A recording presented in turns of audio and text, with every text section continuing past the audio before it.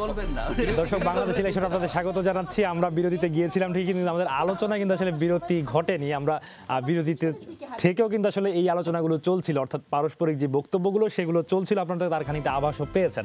যা হোক, উইলিয়াম প্রলয় সমাদারের কাছে আবার ফিরতে চাই। আপনি বলছিলেন পর্যবেক্ষকদের নিয়ে আপনাদের আপত্তির কথা, কিন্তু যদি বলতে চাই যে আসলে পর্যবেক্ষকদের উপস্থিতি তো নির্বাচনকে গ্রহণযোগ্য করার ক্ষেত্রে একটি ভূমিকা রাখে।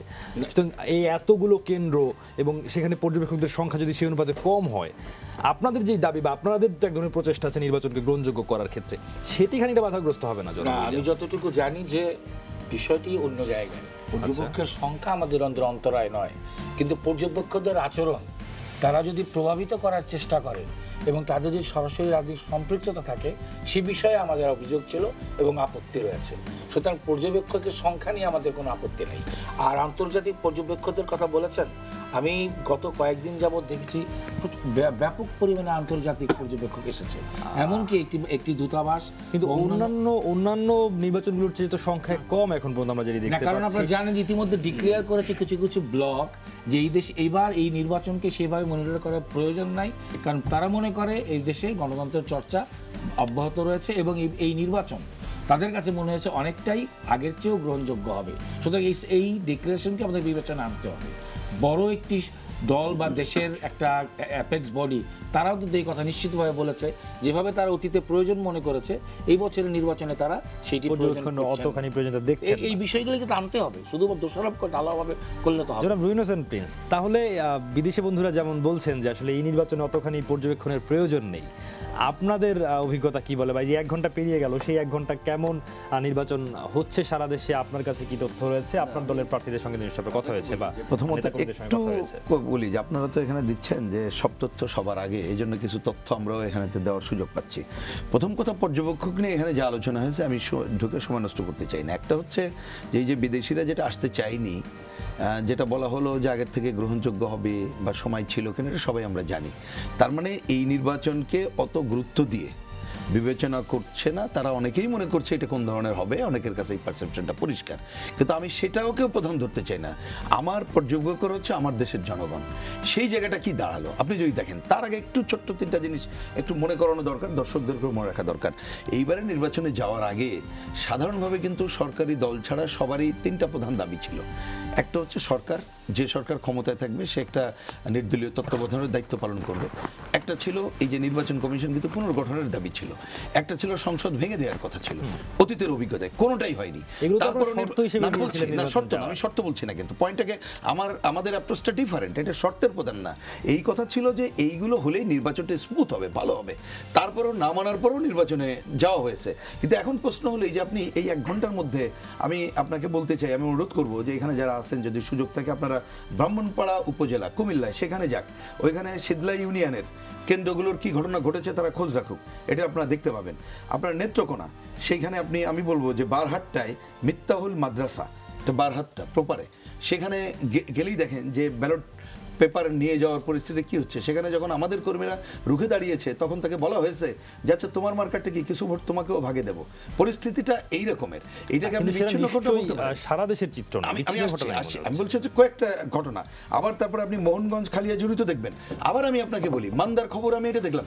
আবার এটাও ঠিক, আমি এইখানে ময়মনসিংহ শহর এবং গাইবান্ধা খবর নিলাম, এখনো পর্যন্ত এই ধরনের কোনো ইনসিডেন্টের খবর এই জায়গায় আমি পেলাম না। আমি বলছি, কিন্তু আমি বলছি কি এই কথাটার উত্তর মানে দেওয়ার আমার পয়েন্টটা হচ্ছে আপনি এইটুক হয়েছে বলেই শান্তিপূর্ণ, আর এইটা হয়নি বলে অশান্তিপূর্ণ, এই ধরনের ইকুয়েশন না টেনে জায়গাটা কোথায় দাঁড়ালো? শুরুতেই জনগণ নির্বিঘ্নে যে ভোট দিতে পারলো কি পারলো না, সেই জায়গাটা কিন্তু এখন স্মুথ করেই আমরা শুরু করতে পারলাম বলে আমি এখনো সেটা দেখছি না। কিছু কিছু জায়গায় বাস্তব কারণে আপনি এখানে দেখলেন মাননীয় প্রধানমন্ত্রী ভোট দিয়েছেন, ওনারা দিয়েছেন, আমার দলের সভাপতিও তিনি ভোট দিতে এখনই ভোট কেন্দ্রে গেছেন। আমার ধারণা এই জায়গায়, এবং আমি ব্যক্তিগতভাবে আমার হিসাব হচ্ছে আমি সকাল 11টায় ভোট দেবো আমার কেন্দ্রে, সেগুনবাগিচা কেন্দ্রে, এবং আমি এটা চ্যালেঞ্জ দিয়ে বলি যে ওইখানে ক্ষমতা থাকলে ওইখানে আমি চ্যালেঞ্জ করেই ভোট আজকে দিয়ে আসবো। এটা আমি আগেই ডিক্লেয়ার দিয়ে রেখেছি। হয়তো এই রকমের জায়গায় 1-2টা পজিশন দেখে আপনি বলতে পারবেন না যে স্মুথ হচ্ছে, কিন্তু যে স্মুথ হওয়ার কথা ছিল এখনো পর্যন্ত আমরা সেই পরিবেশটা দেখছি না। কিন্তু আমি এখনো আশা করি 2টা জায়গায় এখানে পুলিশ সহ আমাদের আইন শৃঙ্খলা বাহিনী, নির্বাচন কমিশন, তারা এই জায়গায় দ্রুত হস্তক্ষেপ করুক, আর জনগণ তারা এসে নিজের মতো করেই নিজের ভোট, এই যে অধিকার, সেইটা প্রয়োগের দায়িত্ব পালন করুক। এইটা যদি না করি তাহলে আপনি দেখবেন দিন শেষে ওই যে আপনারা তো 3 ভাগে ভাগ করলেন, এটা ঠিকই করেছেন যে প্রথম পর্ব ভোট দেওয়া, দ্বিতীয় পর্ব গণনা, তৃতীয় পর্ব হচ্ছে রেজাল্ট দেওয়া। সেটা আমরা হয়তো পাবো, কিন্তু মনে রেখেন হয়তো 2014-র মতো এবার ওই ধরনের ঘটনা ঘটবে না, এটা জানাই জিনিস। তার থেকে হয়তো একটু পুলিশ পজিশন আমরা পাবো, কিন্তু সেইটাও আমাদের এই যে গণতন্ত্রে, ভোটের গণতন্ত্রের ধারাবাহিকতা, অন্য গণতন্ত্র তো আরো বহুমাত্রিক ব্যাপার, সেই ধারাবাহিকতা যদি বাধাগ্রস্ত হয়, আমি হবে এই কথাগুলো এখন উচ্চারণ করছি না, আমি বলছি যদি হয় সেটা আমাদের জন্য ভালো হবে না, সেটা কাঙ্ক্ষিত না। সুতরাং আমরা এখানে বসেও আমরা সেই অনুরোধ করব যাদের উপরে আমরা এখনো ভরসা করছি, নির্বাচন কমিশন, আইন শৃঙ্খলা বাহিনী, নির্মোহভাবে তারা তাদের দায়িত্ব পালন করবে। ওই জায়গায় যাতে কোনো অন্য ভূমিকা না নেয়, আমরা সেই জায়গাটায় এখনো দেখতে চাই যে এই ঘটনা শোনার পরে দ্রুত কেন মুভ করবে না, তারা একটা দ্রুত ভূমিকা নেবেন না কেন। যেমন ধরুন আমি আপনাকে বলি, আমাদের নির্বাচন কমিশনে যখন আমরা কথা বলেছি, এই যে কথা হলো, এটা আমি বিশেষ করে কলিমুল্লাহ স্যারকে দৃষ্টি আকর্ষণ করে বলি, আমরা এখানে স্পেসিফিক 14 তারিখে যে অভিযোগগুলো দিয়েছিলাম, টুলিয়া পাওয়া আছেন আপনি শুনে গেছেন, ইন্টারেস্টিং খবর, 14 তারিখের দেওয়া অভিযোগ 26 তারিখে চিঠি আসছে, প্রমাণ সহ হাজির হন। আপনি এবার বলেন ফল কি হতে পারে এই জায়গাটাই। আবার আমি নির্বাচন কমিশনকে বলি, আমাকে যেমন সচিব সাহেব বলেছেন যে আপনারা যেমন লোকালি অভিযোগ করছেন, ওইখানে একজন নির্বাহী ম্যাজিস্ট্রেট আছে, ম্যাজিস্ট্রেট সাহেবকেও জানান, ভ্রাম্যমাণ। আবার ওইখানে একটা জাজ আছেন যিনি আইনি দায়িত্ব পালন করেন, তাকেও জানান। এখন এটা জানাজানির মধ্যে থাকতে গেলেও তো হবে না, দায়িত্বপ্রাপ্তরা যাতে এখানে ভূমিকা পালন করতে পারেন, হ্রাস করতে পারেন, তাহলে কিন্তু আপনি পরিবেশটাকে কিছুটা হলেও ঘুরিয়ে আনতে পারবেন, জনগণের একটা আস্থা অর্জনের জায়গায় যেতে পারবেন। সেই জায়গাটা এখনো যাওয়া হোক, এইটা আমার এখনো পর্যন্ত নিবেদন, এখনো যাওয়া হোক। নির্বাচন কমিশনের আরো সময় আছে, ইয়েস, নির্বাচন কমিশনকে আরো দৃঢ় ভূমিকা পালন করুক, সেটি আমরা প্রত্যাশা করি। জেসমিন টুলি, বিরোধী অর্থাৎ যারা আওয়ামী লীগ বা মহাজোটের বিরোধী অবস্থানে রয়েছে, তাদের প্রায় সবাই এতদিন পর্যন্ত নির্বাচন কমিশনের ভূমিকা নিয়ে এক ধরনের সমালোচনা বা অভিযোগ করা ছিল, যদিও সেই নির্বাচন কমিশনের অধীনে তারা নির্বাচনে যাচ্ছে। কিছুক্ষণ আগে শেষ পর্যন্ত ভরসা রাখার কথা মাত্রই বললেন রুহিন হোসেন প্রিন্স, যে শেষ পর্যন্ত তারা ভরসা রাখতে চান, ভরসা রাখছেন নির্বাচন কমিশনে, সেই জন্য তাদেরকে ভূমিকা রাখতে হবে। কিন্তু তিনি আবার তুলেও ধরলেন নির্বাচন কমিশনের খানিকটা দীর্ঘসূত্রতার একটি উদাহরণ তিনি দিলেন মাত্র। নির্বাচন কমিশনের তৎপরতা কিভাবে আসলে ইফেক্ট ফেলে ভোটের যেই পরিস্থিতি, সার্বিক পরিস্থিতি, অর্থাৎ তারা যদি একটু ধীর গতিতে এগোয়, সিদ্ধান্ত নিতে দেরি করে, সেই তো নিশ্চয়ই তাদের ভূমিকাকে যেমন আসলে একটু প্রশ্নের মুখে ফেলবে, মাঠের পরিস্থিতিকেও প্রশ্নের মুখে ফেলবে। আজকে যেমন ইলেকশন, আজকে যদি কোনো ঘটনা সকাল 8:30টায় ঘটে, সেটা যদি কমিশন সিদ্ধান্ত দিতে দিতে 12টাও বাজায় বা 1টা বাজায়, তাহলে পুরো নির্বাচন কমিশনের নিয়ন্ত্রণের বাইরে চলে যাবে। 8:30টার ঘটনা কমিশনকে 8:30 থেকে 9টার মধ্যে সেটার ব্যাপারে ইন্টারভেন করতে হবে। না হলে কি হয়, ওই একটা দেখা থেকে খারাপ কাজ কিন্তু খুব তাড়াতাড়ি সংক্রামিত হয়, একটা দেখা দেখে অন্যগুলো তখন ওরকম নষ্ট হতে থাকে। তা কমিশনকে আমিও রিকোয়েস্ট করবো, যেহেতু কমিশনে আমি একজন পুরনো কর্মকর্তা, যে এরকম ধরনের যে ভোটটা সঠিকভাবে হচ্ছে না, এটা খুব গুরুত্বের সাথে আমলে নিয়ে এটার বিরুদ্ধে ব্যবস্থা করা। হ্যাঁ, যদি সঠিক হচ্ছে অথচ কেউ বলছে সঠিক হচ্ছে না, সেটাও জানাই যায় না, আমরা এটা গেছি সরজমিনে আমাদের লোক স্পষ্ট করা, একেবারে স্পষ্ট করা, যেন মানুষ এটা বুঝতে পারে, হ্যাঁ, যে কমিশন তৎপর আছে, তাৎক্ষণিকভাবে সিদ্ধান্ত জানি কমিশন দেয়। এখন এতদিন ধরে চলেছে একটা ধারাবাহিকতা, এবং আমাদের দেশে আসলে রাষ্ট্রীয় প্রশাসনের দীর্ঘসূত্রিতা নিয়েও নানা রকম কথাবার্তা আছে। বলা হয় যে আসলে সরকারি প্রতিষ্ঠানে কাজ একটু ধীর গতিতে হয়, বেসরকারি প্রতিষ্ঠান বা কর্পোরেট প্রতিষ্ঠানের তুলনায়, এই ধরনের নানা কথাবার্তা তো আছে। হঠাৎ করে একদিনে আমাদের প্রশাসন অতখানি তৎপর হয়ে যাবে, অ্যাক্টিভ হয়ে যাবে না। দেখেন, সরকারি অফিস আর ইলেকশন কমিশনের অফিসের মধ্যে কিন্তু অনেক তফাৎ, একেবারেই এক না। মানে নির্বাচনী কর্মকর্তারা তো প্রশাসনের অংশ, কাজের ধরনও আলাদা। দেখেন, আমি নিজে একজন রিটার্নিং অফিসার হিসেবে মাঠে কাজ করে, এবং ইলেকশন কমিশনের ভিতরে আমি অনেক সমস্ত মহিলা নির্বাচনগুলো অনেকগুলোই আমার হাতে হয়েছে, যেখানে আমি রিটার্নিং অফিসার হিসেবে কাজ করেছি। ইলেকশনের একটা প্রথম উদ্দেশ্য যে আপনাকে ডেপথ অফ লর মধ্যে যেতে হবে, দিতে হবে তাৎক্ষণিক সিদ্ধান্ত। আপনি যদি আইনের ব্যত্যয় করার সুযোগ এখানে কিছুই নেই, কে হেভিওয়েট প্রার্থী, কে কোন দল, এসব কিছুই দেখার সুযোগ নাই আইন অনুযায়ী। দ্বিতীয়ত, ব্যত্যয় হলে তাৎক্ষণিক সিদ্ধান্ত, একেবারে তাৎক্ষণিক। আপনি যদি পারেন 1 সেকেন্ডের মধ্যে আপনার রিয়াকশন জানাতে, সেটাই করতে হবে। না হলে এখানে মানুষের জান মাল এবং নির্বাচনের গ্রহণযোগ্যতা নিয়ে প্রশ্ন ওঠে। অর্থাৎ নির্বাচন কমিশনের ভূমিকা শেষ পর্যন্ত। হ্যাঁ, সহকর্মী মীর হাসান আমার সঙ্গে যুক্ত আছেন। মিরও আসলে আমাদের এই আলোচনায় যুক্ত থাকছেন এখন থেকে, এবং মির আপনাকে স্বাগত জানাচ্ছি বাংলাদেশ ইলেকশনের এই এক্সপার্ট প্যানেলের আলোচনায়। সৌমিত্র, শুভ্র, অসংখ্য ধন্যবাদ। আমার আসলে এক্সপার্ট প্যানেলের সবার বক্তব্য তো আপনি শুনছিলেন। আমার অবশ্য জেসমিন টুলির কাছে একটা প্রশ্ন ছিল, আসলে আমি তার কাছে যে জানতে চাইবো সেটা আসলে ভোটারদেরকে বেশ কাজে দিতে পারে আমার ধারণা যেটা, ভোটার মানে ছবিযুক্ত ভোটার তালিকা থাকার পরও আসলে জাল ভোট হবার সম্ভাবনা কতটুকু জানতে চাইবো এক। দ্বিতীয়ত, কেউ যদি কেন্দ্রে গিয়ে দেখেন যে তার ভোটটি দেয়া হয়ে গেছে, তাহলে তিনি করবেনটা কি? তিনি কি চলে আসবেন নাকি তার কোনো ভোট দেওয়ার সুযোগ থাকছে? আচ্ছা, প্রথম প্রশ্ন যে ন্যাশনাল আইডি কার্ডে যে যে তথ্য আছে ভোটার তালিকায় হুবহু সেই তথ্যগুলো আছে এবং সেম ছবিও আছে।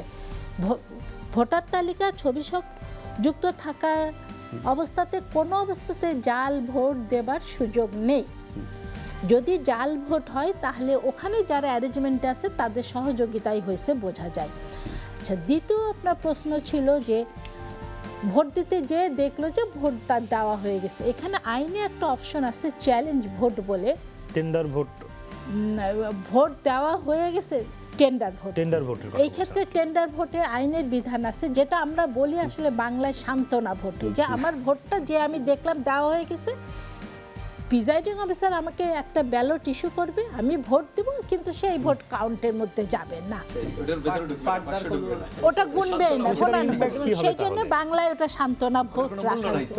এটা আসলে এক সময় ছিল যখন ছবি ছাড়া ভোটার তালিকা ছিল, যদি কেউ বাই চান্স এরকম দিয়ে চলে যেত তখনকার, কিন্তু আজকের যুগে আইনের এই বিধানটা রাখা উচিত না, রাখলে ওটা হাস্যকর ব্যাপার হয়ে দাঁড়ায়।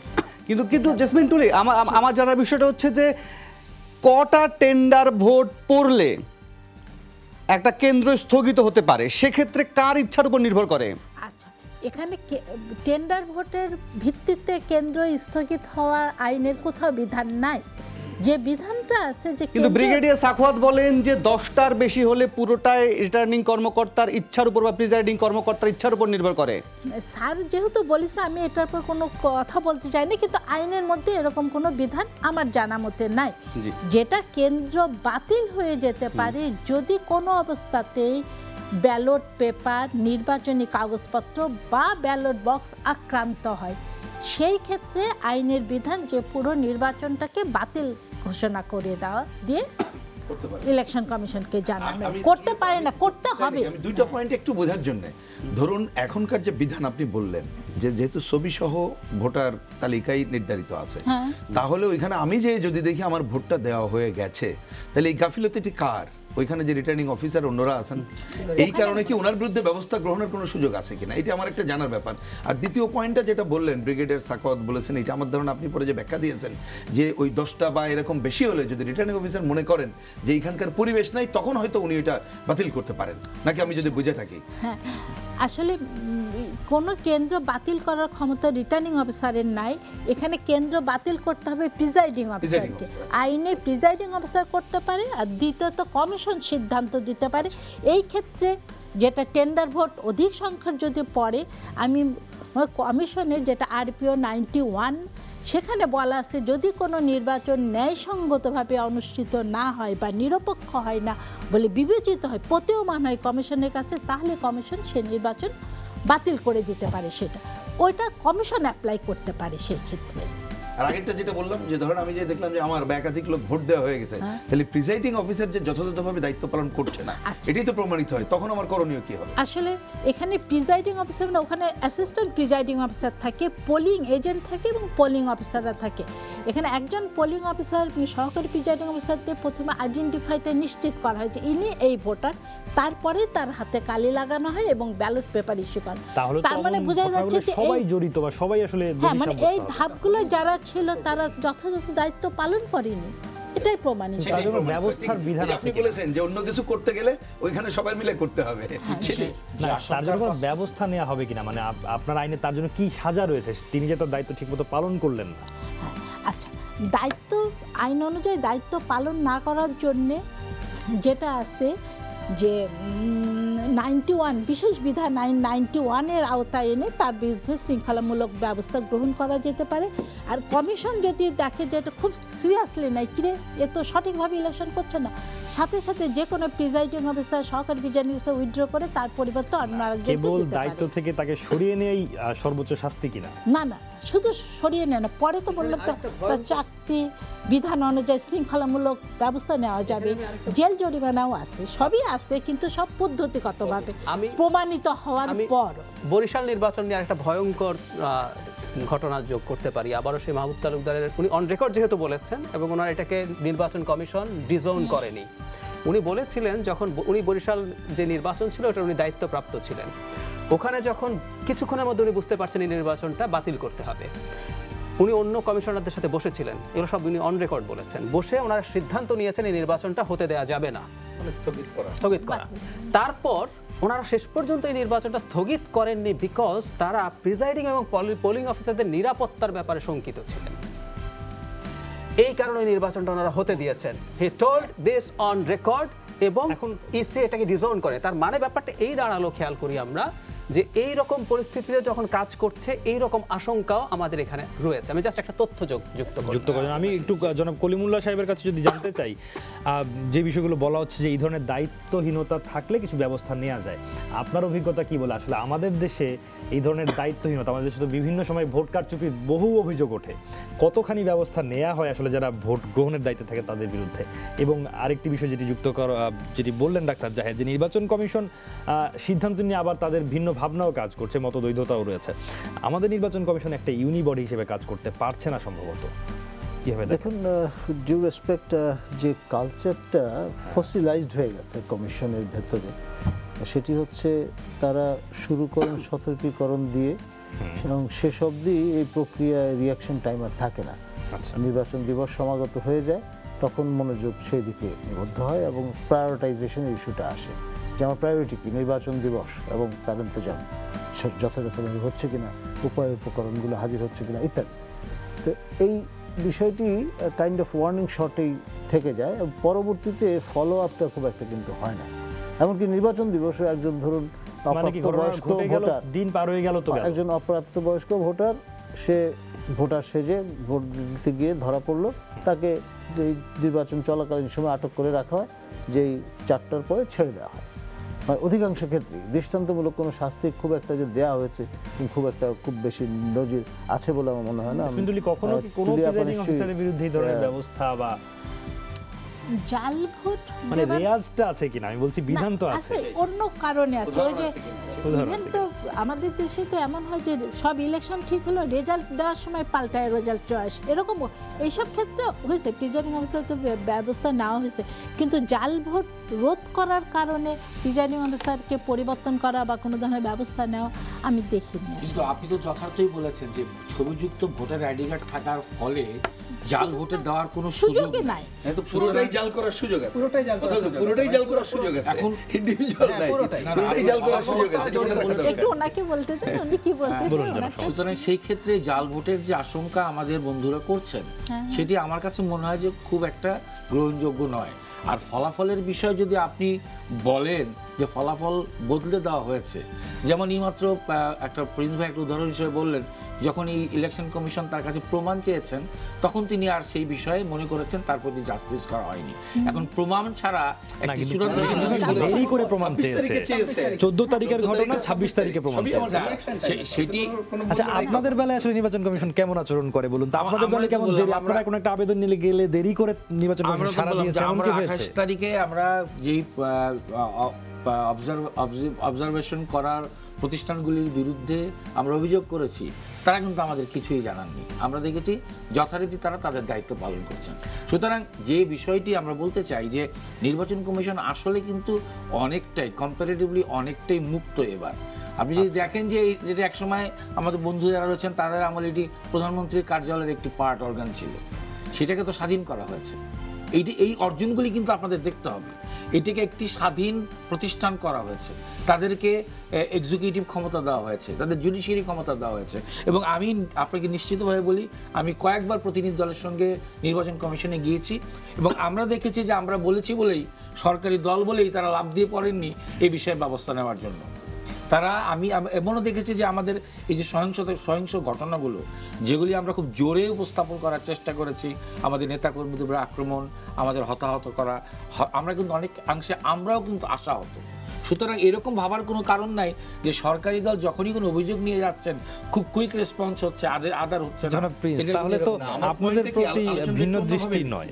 আমরা কিন্তু এখানে সরকারি বেসরকারি আলোচনাটা বাদ দেন, আমরা কিন্তু নির্বাচন কমিশন একটু মানে তার মানে তো আওয়ামী লীগকেও আসলে সিদ্ধান্ত নিতে দীর্ঘসূত্র হতে যাচ্ছে। আলোচনাটা এইভাবে করলে আমার ধারণা যে আমরা একটা সলিউশন পেতে পারি।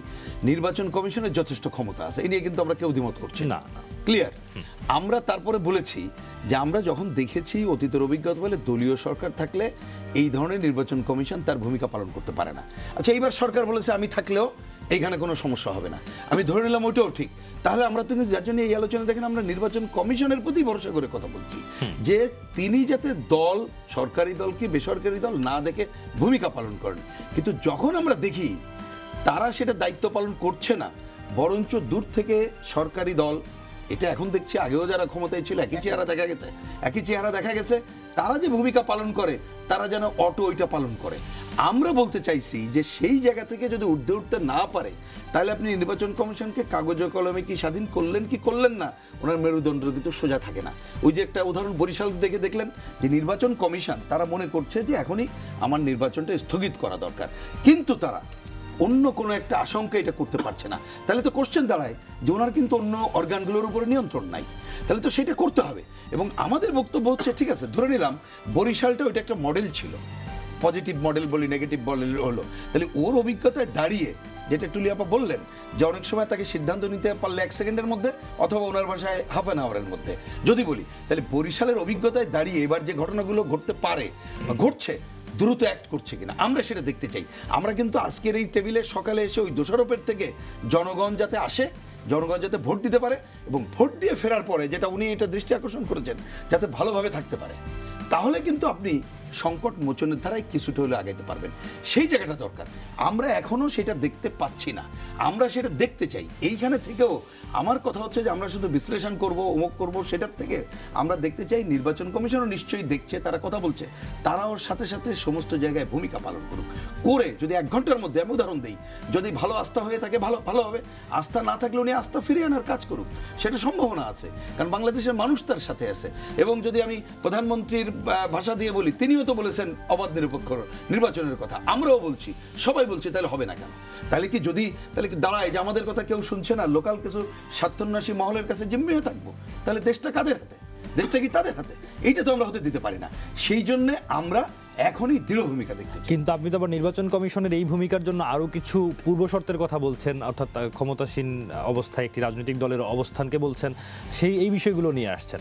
সুতরাং আপনি যেই আস্থার কথা নির্বাচন কমিশনের বেলায় বলছেন, একটি নিজস্ব রাজনৈতিক দলগুলোর মধ্যে সেই আস্থার জায়গা কি বাংলাদেশে তৈরি হবে না কোনোদিন? সারা জীবন কি আসলে আমাদের তৃতীয় পক্ষ, নির্দলীয় সরকার এদের উপরে আসলে নির্ভর করে? আমার ছোট্ট 2টা বক্তব্য হচ্ছে কি, দেখুন, দেশটা স্বাধীন যে কারণে করা হয়েছিল এবং দেশের সাধারণ মানুষ, জনমানুষই তো এই স্বাধীনতা যুদ্ধের প্রধান ভাগিদার, তারাই কিন্তু করেছিল। 30 লক্ষ শহীদের হিসাব করলে আপনি দেখবেন কারা সাধারণ মানুষ, তাদের সেই স্বপ্ন কিন্তু বাস্তবায়নের জায়গায় যায়নি। আজকে পার্লামেন্ট নির্বাচন যদি হতো, একটা চিন্তা করেন যে আমাদের সংবিধানে যেটা বলা আছে, তার ওনাদের একটা কাজ হবে আইন প্রণয়ন করা, আর একটা হচ্ছে রাষ্ট্রযন্ত্র রক্ষণাবেক্ষণ করা, আর স্থানীয় উন্নয়ন সবই করবে স্থানীয় সরকার পরিষদ। আমরা যদি ওই জায়গায় নিতে পারতাম, যদি একজন এমপি সাহেব মনে করতেন আমি আইন প্রণয়ন করবো, এটা ব্যবসা করার জায়গা না, এইটা আমার এলাকার জমিদারতন্ত্র প্রতিষ্ঠার জায়গা না, আমরা যদি ওই জায়গাটা করে স্থানীয় সরকারকে জবাবদিহিতার জায়গায়, স্বচ্ছতা, জবাবদিহিতা, জনগণ অংশগ্রহণ নিশ্চিত, এই জায়গায় করতে পারতাম, আমরা কিন্তু অনেক সমস্যার সমাধান কিন্তু করে ফেলতে পারতাম। কিন্তু সেই জায়গা তো নাই, আমরা রাজনীতিকে করে ফেলছি একটা ব্যবসার কেন্দ্র, রাজনীতি করছে একটা দুর্বৃত্তায়নের হাতিয়ার। মহামান্য রাষ্ট্রপতির ভাষায় চলে যান, তিনি কি বললেন যে পার্লামেন্টটা কোথায় চলে গেছে? তা আপনি এই পুরো খোল নলচেটা যতক্ষণ না পাল্টাতে পারছেন, তখন কিন্তু এই সংকটের সমাধান করতে পারছেন না। যার জন্য আমরা এই নির্বাচন ব্যবস্থার কথা বলে এসেছিলাম, সংখ্যানুপাতিক পদ্ধতি সহ পুরো নির্বাচন ব্যবস্থার পরিবর্তন ছাড়া আপনি পুরোটা আশা করতে পারেন না। আচ্ছা, ওই যে কখনো যে কথা বললেন, আমাদের বিবেচনায় হবে যদি আমরা এটা খোলনলচাটা পাল্টে দিতে পারি আর জনগণকেই তার অধিকারের জায়গাটা নিশ্চিত করতে পারি, তাহলেই কেবল পারবো। সেরকম একটি একেবারে দূরতম সম্ভাবনা বা দূরতম আশাবাদ আপনি করছেন জনাব কলিমুল্লাহ, যেটা আপনি কিছু বলতে চাচ্ছিলেন। একটু অ্যাড করতে চাই, তারপর স্যারের কাছে আসুন। সেটা হচ্ছে মানে একটা বিভ্রান্তি আমাদের সমাজে আছে। আমি অনেকগুলো জায়গায় এই বিভ্রান্তিটা নিয়ে কথা বলেছি, আবারও যেহেতু উঠলো সেটা বলার চেষ্টা করছি। যেন সমাজদার যেটা বলছেন, খেয়াল করুন, আমরা নির্বাচন প্রক্রিয়া পুরোটা নির্বাচন কমিশনের হাতে ছেড়ে দিয়ে বলছি যে সব কিছু যেন নির্বাচন কমিশন, ক্ষমতাপ্রাপ্ত তারা দায়ী। কথাটা আসলে পুরোপুরি ঠিক না। এটা নিশ্চিতভাবে নির্বাচন কমিশনের যথেষ্ট ক্ষমতা আছে। আর্টিকেল 120, 126-এ বেসিক্যালি দুটো কথা লেখা আছে। একটা হচ্ছে নির্বাচন কাজের জন্য তাদেরকে সাহায্য করা সরকারের নির্বাহী বিভাগের দায়িত্ব হবে, এবং আরেকটাতে বলা আছে তারা যে ধরনের কর্মকর্তা চাইবেন সেটা দিতে হবে। সমস্যাটা অন্য জায়গায় হয়। খেয়াল করুন, এখন অনেকগুলো মামলা হয়েছে, বিভিন্ন রকম সকল নাশকতার মামলা, যেখানে নাশকতা হয়নি। আমরা একটা ডিটেল রিপোর্ট দেখেছিলাম যে গত সেপ্টেম্বর মাসে শত শত নাশকতার মামলা হয়েছে, পুলিশের উপর আক্রমণের মামলা হয়েছে, যেটা 13-14 সালেও হয়নি। এখন সমস্যা হচ্ছে অনেককে যে ধরপাকড় করা হচ্ছে, এই ক্ষেত্রে কিন্তু নির্বাচন কমিশনের কিছু করার নেই। সরকার বলছে এটা যেহেতু নাশকতার মামলা, পুলিশ তো তার আলাদা দায়িত্ব পালন করবে। সুতরাং এই বিভ্রান্তিটা যাতে আমাদের না থাকে যে একটা নির্বাচনের শতভাগ দায়, নির্বাচন খারাপ হওয়ার শতভাগ দায় নির্বাচন কমিশন, এটা ভুল কথা। আচ্ছা, বিরাট একটা দায় সরকারের আছে এবং সরকারের যথেষ্ট পরিমাণ ক্ষমতা আছে। তার এই সংস্থা বা তার এই প্রতিষ্ঠানগুলোকে আসলে নির্বাচন কমিশনের অধীনে দিয়ে দেয় এই সময়টার জন্য। না, ভুল কথা, এটাও ভুল কথা। আমি আপনাকে এটা ক্লিয়ার করছি। নির্বাচন কমিশন, আমি একটু অন্য সহকর্মী অপেক্ষা করছেন আরো আচ্ছা, জাস্ট এই একটা বাক্য বলে শেষ করি। নির্বাচন সংশ্লিষ্ট কাজে নির্বাচন কমিশন সেই ক্ষেত্রে প্রভাব দিতে পারে। আপা আছেন, আপুও বলতে পারেন, অন্য সব ক্ষেত্রে পারে না। আপনি মামলার কথা বললেন, গত কয়েকদিন যে ঘটনাগুলো সমুদ্রের এই বিষয়গুলো আমরা কথা বলবো। আপনার বক্তব্য শুরু হবে, জনাব জায়েদের এই বক্তব্যটি আমারও একটু পরিষ্কার হওয়া দরকার। সহকর্মী মীর হাসানের কাছে যেতে হচ্ছে, জনাব কলিমুল্লাহ আপনার কাছে আসবো বক্তব্য নিয়ে, তবে একটু মাঠের সব পরিস্থিতি জেনে আসতে চাই। সহকর্মী মীর হাসান রয়েছেন। মীর, আমাদের আলোচনা শুনছিলেন, ইতিমধ্যে নিশ্চয়ই নতুন কিছু খবর এসে জমেছে আপনার হাতে এবং সহকর্মীরা রয়েছেন বিভিন্ন প্রান্তে দেশের, কি জানাবেন? অনেকেই প্রান্তে আছেন, তাদের কাছে যাব, তবে আমার বিরতির সময় হয়েছে। তবে আমি আর ফিরে এসে আপনাদের সাথে এই আলোচনায় যোগ দিতে চাই, কারণ জাহিদুর রহমানের একটা বিশ্লেষণ ছিলেন। তিনি বলছিলেন যে আসলে সবকিছু নির্বাচন কমিশনের কিছু দায় তিনি সরকারের উপর বর্তাতে চান। সেক্ষেত্রে কনস্টিটিউশনের 126 নিয়ে আলোচনা করতে চাই, কারণ সেখানে একটু সবই তো নির্বাচন কমিশনের অধীনে থাকার কথা এই সময়, নির্বাহী বডি। আপনি কি, আমি জানি না, আপনার সাথে আলোচনা আসতে চাই, আমি একটু পরে আসছি। আমি এটা বিরতি নেই, বিরতির পর ফিরে এসে আলোচনায় আনিব। ইতিমধ্যে ঘড়ির কাঁটায় 9:26, 1.5 ঘন্টার বেশি সময় পার হয়ে গেছে, 1.5 ঘন্টার কাছাকাছি। নেব ছোট্ট একটা বিরতি, ফিরবো একটু পর। আশা করি ফিরে এসে আপনাদেরকে সাথেই পাবো।